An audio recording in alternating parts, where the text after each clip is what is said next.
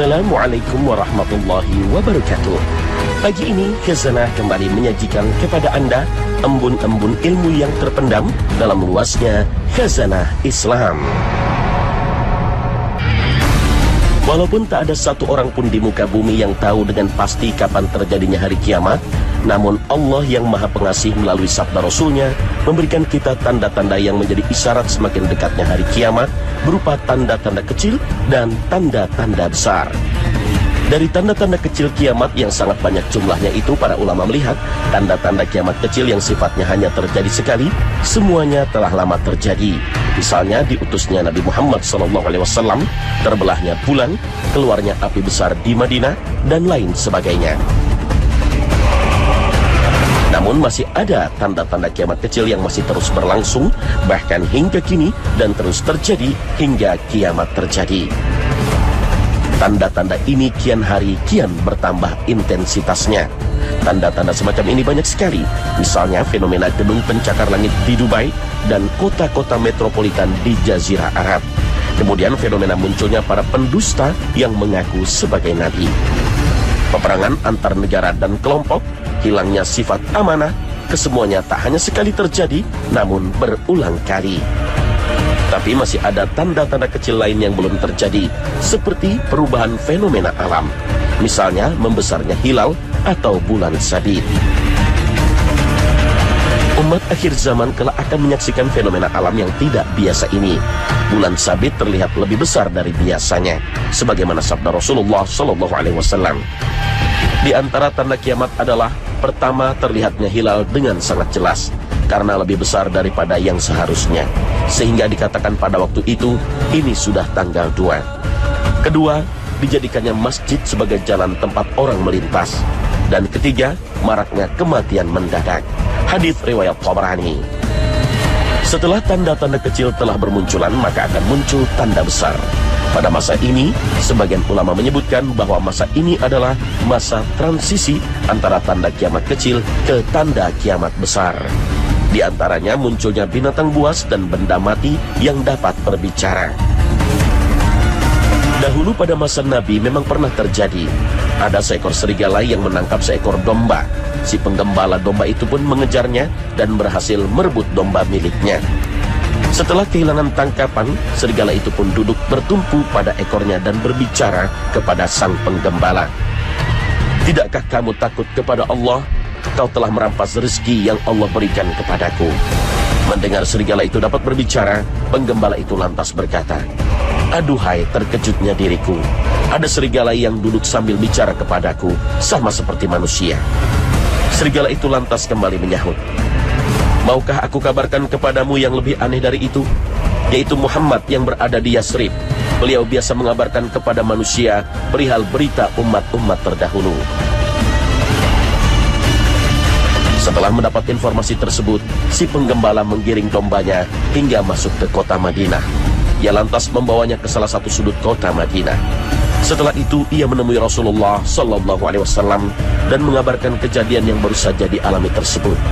Setelah mendengar apa yang dikisahkan sang penggembala, Rasulullah tidak langsung memberikan jawaban. Namun beliau terlebih dahulu memerintahkan salah seorang sahabatnya yang lain untuk mengumandangkan azan, karena waktu sholat telah masuk. Seusai menunaikan sholat, beliau keluar seraya berkata kepada si penggembala, ceritakanlah pada mereka tentang apa yang telah kamu alami. Maka ia pun menuturkan kisahnya kembali di hadapan para sahabat yang lain. Lantas setelah itu Rasulullah SAW bersabda, iya benar, demi zat yang jiwaku berada di tangannya, kiamat tidak akan terjadi hingga binatang buas dapat berbicara kepada manusia, sebelum cambuk dan tali sandal seseorang bercerita kepadanya. Bahkan pahanya dapat mengabarkan kepadanya tentang apa yang dikatakan istrinya setelah bepergian. Hadis riwayat Ibnu Hibban dan Al-Hakim. Peristiwa ini memang sebuah perkara di luar kebiasaan. Sebagaimana nanti di akhirat, anggota badan kita menjadi saksi bagi dirinya sendiri. Allah Ta'ala berfirman, pada hari ini kami tutup mulut mereka, dan berkatalah kepada kami tangan mereka, dan memberi kesaksianlah kaki mereka terhadap apa yang dahulu mereka usahakan. Al-Quran Surah Yasin ayat 65. Atau bisa jadi apa yang dikabarkan beliau itu merupakan prestasi yang dicapai manusia, sehingga mereka dapat memahami bahasa hewan dan bisa membuat benda mati dapat berbicara sebagaimana radio dan televisi. Wallahu a'lam.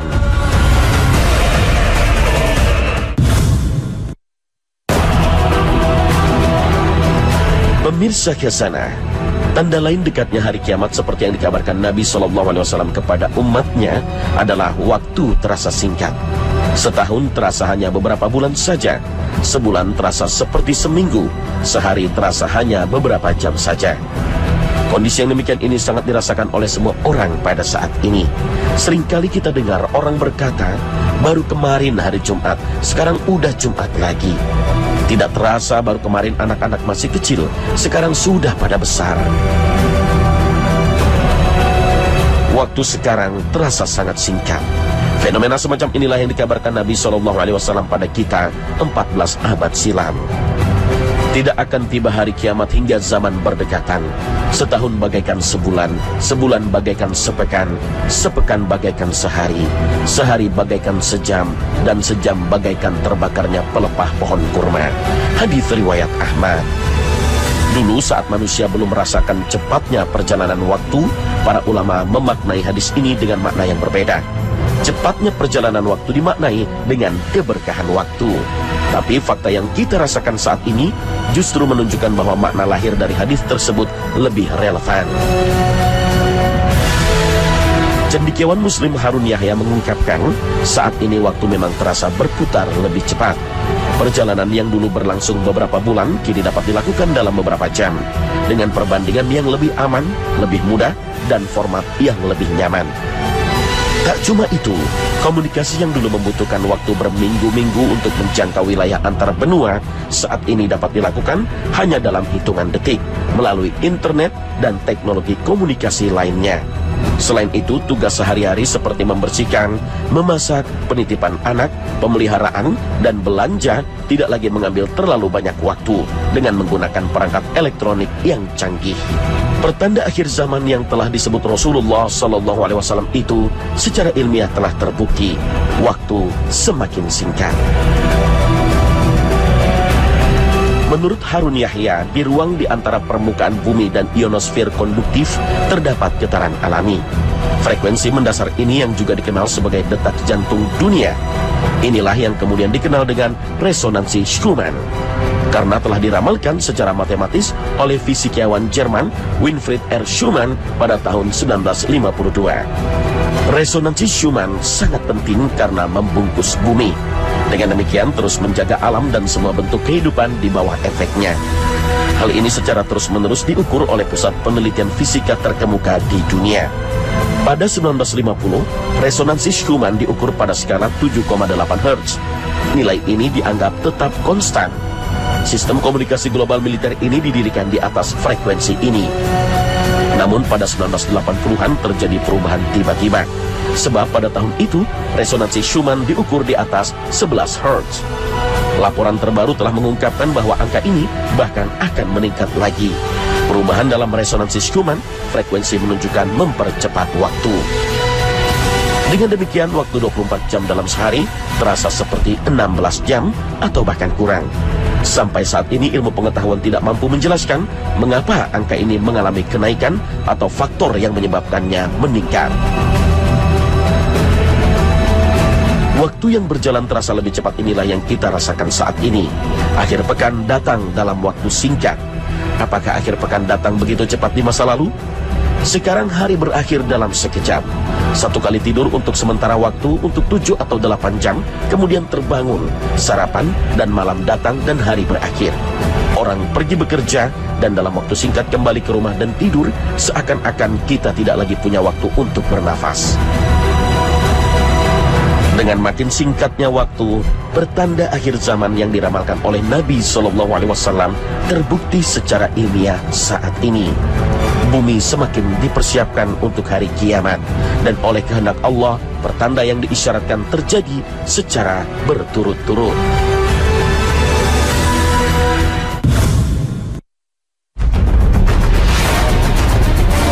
Pemirsa Khazanah, Tanda lain semakin dekatnya kiamat adalah banyak pemimpin yang zalim.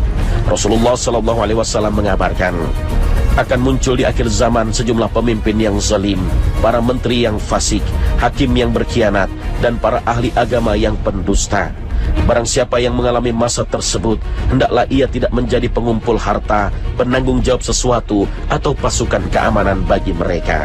Hadis riwayat Ibnu Abi Syaibah. Rasulullah SAW pernah mengingatkan kita untuk tidak menjadi bagian dari penguasa yang zalim, karena betapa banyak orang yang awalnya lurus, kemudian saat telah menjadi seorang pejabat, ia tergoda dengan harta, hingga berani menyalahgunakan amanah kekuasaannya. Ini adalah salah satu tanda kiamat yang telah terjadi sejak dahulu hingga saat ini. Bahkan hal ini sudah terjadi sejak dini. Setelah wafatnya Nabi dan 4 Khulafaur Rasyidin, muncul seorang penguasa yang sangat lalim bernama Hajjaj bin Yusuf As-Saqafi. Makkah pernah dikepung oleh pasukan Hajjaj bin Yusuf karena dijadikan tempat berlindung kelompok Ibnu Zubair yang dituduh memberontak pada kekuasaan Bani Umayyah. Selama 8 bulan, Masjidil Haram diserang dengan bola api yang dilempar dengan ketapel besar. Kaum muslim merintih, Ka'bah bahkan sempat terbakar karena dahsyatnya serangan Al-Hajjaj terhadap Ka'bah. Saat terjadinya kekacauan seperti ini, tidak ada yang bisa diharapkan selain munculnya para ulama yang mampu memberikan nasihat kepada penguasa yang zalim dan memberi bimbingan pada umat. Namun pada akhir zaman, Allah akan mencabut ilmu agama dengan mewafatkan para ulama. Ibunda Aisyah radhiyallahu anha suatu ketika pernah menuturkan bahwa Rasulullah SAW bersabda, sesungguhnya Allah tidak akan mencabut ilmu secara langsung dari para hambanya, tapi akan mencabut ilmu dengan cara mencabut nyawa para ulama. Sehingga saat tidak lagi tersisa seorang pun yang berilmu, orang akan mengangkat para pemimpin yang bodoh. Ketika mereka akan ditanya tentang sesuatu, mereka akan berfatwa tanpa ilmu. Akhirnya mereka sesat dan menyesatkan. Hadis riwayat Bukhari dan Muslim.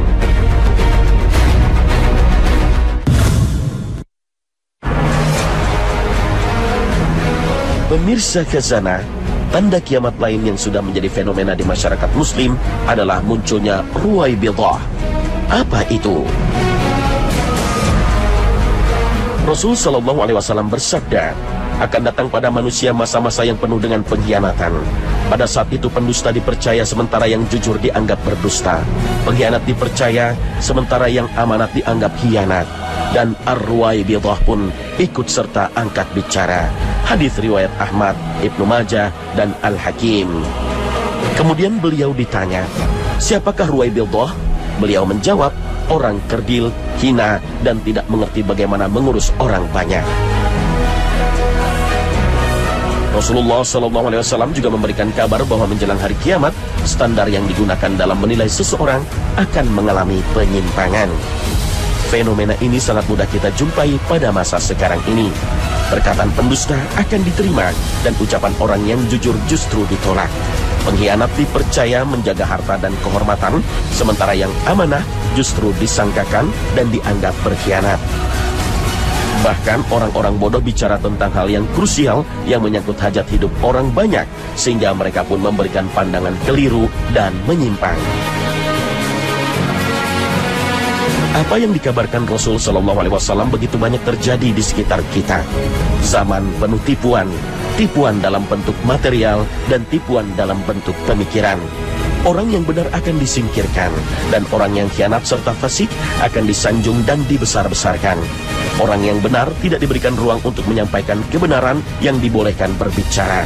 Sebaliknya, orang-orang yang tidak amanah selalu tampil untuk menyelesaikan masalah-masalah yang dihadapi masyarakat.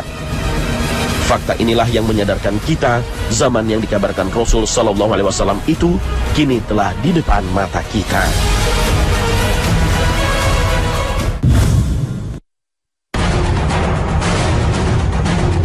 Pemirsa Khazanah, di antara tanda kiamat kecil yang dikabarkan Rasul SAW pada kita adalah jika budak wanita melahirkan tuannya. Rasul SAW bersabda, jika engkau melihat budak perempuan melahirkan tuannya, melihat para penggembala kambing berlomba-lomba meninggikan bangunan, Melihat orang-orang yang tidak beralas kaki, kelaparan, dan miskin menjadi pemimpin, maka itulah sebagian dari tanda-tanda kiamat. Hadis riwayat Muslim. Apa maksudnya? Para ulama banyak berbeda pendapat dalam memaknai hadis ini. Imam Nawawi misalnya, ia menjelaskan bahwa maksud budak wanita melahirkan tuannya adalah jika seorang laki-laki memiliki budak wanita, lalu berhubungan dengannya, dan budak itu melahirkan anak. Anak tersebut kemudian berstatus sebagai tuannya. Pendapat Imam Nawawi ini mewakili pendapat mayoritas ulama. Makna kedua, orang kaya menjual budak yang telah melahirkan anak darinya.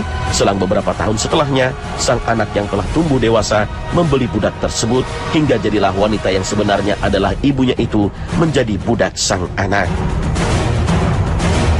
Makna ketiga, sebagian ulama menjelaskan bahwa kalimat budak wanita melahirkan tuannya adalah kalimat kiasan. Makna sesungguhnya adalah ketika orang-orang sudah tak lagi berbakti kepada ibunya, tidak menghormati ibunya, tidak memuliakan ibunya. Yang terjadi justru sebaliknya, anak menyuruh-nyuruh ibunya, anak memperlakukan ibunya seperti pembantu, seperti budak, diperintah dan disuruh-suruh. Diperintah melakukan pekerjaan rumah tangga semau anaknya, menyuruhnya mengerjakan pekerjaan dapur dan sumur, mencuci, menyetrika, membersihkan rumah, memasak, dan sejumlah aktivitas yang tak pantas diberikan kepada sang ibu. Apapun makna yang benar, namun faktanya beberapa pemaknaan itu sudah banyak yang terjadi di zaman kita ini. Sungguh saat ini tidak sedikit terjadi, ibu diperlakukan seperti pembantu oleh anaknya sendiri, sehingga sang ibu hanya meneteskan air mata menahan derita saat dirinya diperlakukan seperti pembantu oleh anaknya sendiri. Padahal ibu adalah orang yang paling berhak atas anak-anaknya.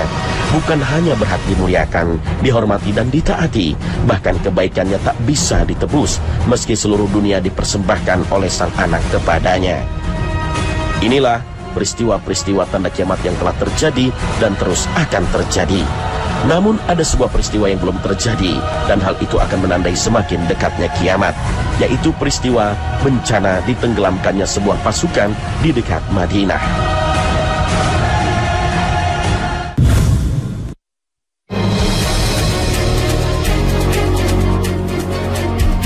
Pemirsa Khazanah, peristiwa yang bakal terjadi sekaligus menandai dekatnya kiamat adalah peringatan Rasul Shallallahu Alaihi Wasallam. Kelak di akhir zaman akan terjadi bencana khasaf, lenyap ditelan bumi, qadzf, pelemparan batu, dan mask, perubahan bentuk manusia yang berada dalam sebuah kaum. Semua itu terjadi karena perbuatan dosa dan kemaksiatan yang mereka lakukan secara terang-terangan, seperti minum khamar, perzinahan, riba, liwat, atau pernikahan sesama jenis, dan berbagai perbuatan dosa lainnya menjadi suatu yang biasa. Hal ini berarti akan terjadi pergeseran nilai di kalangan kaum muslim, yaitu zina, minum khamar, ketertarikan sesama jenis akan dianggap biasa, padahal merupakan dosa besar. Mereka telah sampai pada tahap menghalalkan yang Allah haramkan. Nabi Shallallahu Alaihi Wasallam bersabda, di akhir zaman nanti terjadi penenggelaman ke dalam bumi, pelemparan dengan batu, dan pengubahan bentuk, yaitu ketika alat musik dan para penyanyi wanita merajalela dan khamar telah dianggap halal. Hadis riwayat Tabrani. Salah satu penenggelaman dahsyat yang telah akan terjadi menjelang kiamat adalah penenggelaman terhadap sebuah pasukan yang berada di dekat daerah Madinah. Aku mendengar Rasulullah SAW berkhutbah di atas mimbar, wahai semua orang, jika kalian mendengar sebuah pasukan ditenggelamkan di dekat daerah Madinah ini, maka sungguh kiamat telah tiba. Hadis riwayat Ahmad. Secara lebih spesifik lagi, Rasulullah pernah memberitahu salah seorang sahabat beliau, Anas radhiyallahu anhu, bahwa kelak di akhir zaman, wilayah Basrah akan menjadi lokasi terjadinya penenggelaman, pelemparan, dan perubahan. Orang-orang yang beriman yang berada di sekitar wilayah tersebut di kala itu diperintahkan oleh Rasulullah untuk menjauhi daerah-daerah yang mengandung garam, dermaga kapal, kebun-kebun kurma, pasar-pasar, juga menjauhi pintu-pintu para penguasa. Lantas berpindah ke wilayah pegunungan agar mereka terhindar dari bencana tersebut. Rasulullah SAW mengatakan kepada Anas radhiyallahu anhu, wahai Anas, sesungguhnya manusia akan tinggal di berbagai kota. Di antara kota yang mereka tempati adalah kota yang bernama Basrah. Jika kamu singgah atau masuk kota itu, maka jauhilah daerah-daerah yang memiliki kandungan garam, tempat-tempat yang digunakan untuk melabuhkan perahu, perkebunan kurma, pasar-pasar, dan pintu-pintu penguasa. Hendaklah kamu tinggal di daerah pegunungannya, karena di tempat tersebut akan terjadi penenggelaman ke dalam bumi, pelemparan dengan batu-batu, dan gempa besar. Juga satu kaum yang bermalam dan pagi harinya mereka berubah menjadi kera dan babi. Hadis riwayat Abu Daud.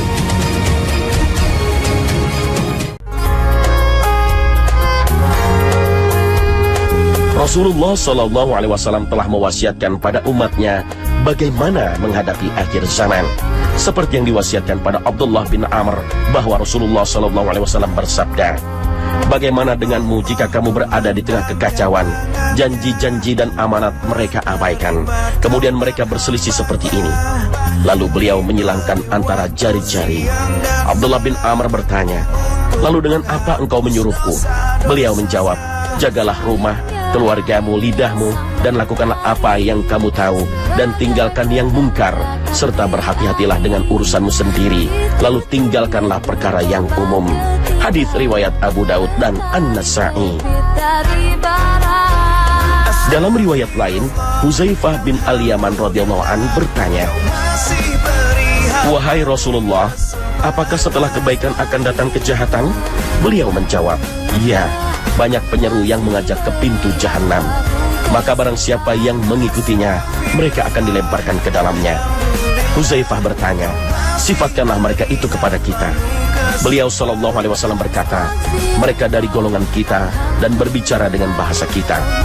Huzaifah pun bertanya, lalu apa yang kau perintahkan pada kami saat aku melihatnya? Beliau Shallallahu Alaihi Wasallam menjawab, berpeganglah pada jamaah muslimin dan imam mereka. Huzaifah kembali bertanya, jika tidak ada jamaah dan imam? Beliau Shallallahu Alaihi Wasallam menjawab, jauhilah semua kelompok itu, meskipun akar pohon melilitmu hingga maut menjemputmu, dan engkau tetap seperti itu. Hadis riwayat Muslim. Nah, pemirsa Khazanah, sampai di sini perjumpaan kita pagi ini. Semoga Allah Subhanahu wa Ta'ala memberikan keteguhan iman pada kita. Amin ya rabbal alamin. Akhir kata, wassalamualaikum warahmatullahi wabarakatuh. Menerima taubat hamba.